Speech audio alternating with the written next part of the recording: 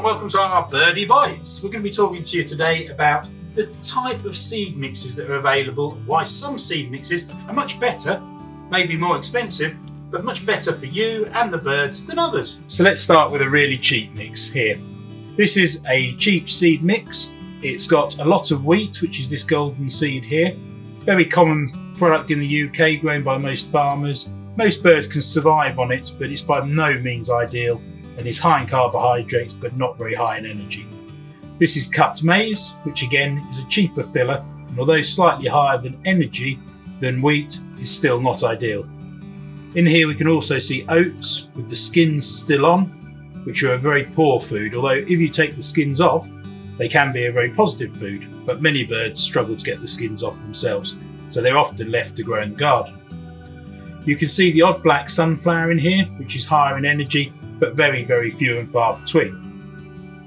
If we move on to a better mix here, we can see a much higher black sunflower content, but generally a similar composition.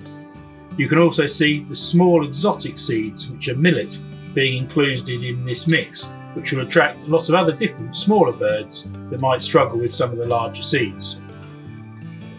However, then you can move on to much better mixes. This has a much broader range of premium high-end seeds. It has sunflower hearts in here, which will reduce waste because you're not getting the husks dropped on the floor. So although the mix is slightly dearer, you're not getting the wastage of paying to transport a lot of things that are never going to be eaten. You also won't get the mess in the garden, which leads to hygiene issues. This also has suet pellets in it, which will increase a broader range of songbirds to the garden. The small black seed is Niger seed in this high energy honeyfields mix, which will attract beautiful birds like goldfinches and siskins, and a lot more of the small exotic seeds to attract the more colourful birds and playful songbirds to the garden. You can also see that a lot of the ingredients are flaked and cooked, which denaturalises the starches and makes them much more palatable and nutritious to the birds. And the general range of birds that will be attracted to this mix is much greater than something will be attracted to a cheaper mix, and it will be much better for them.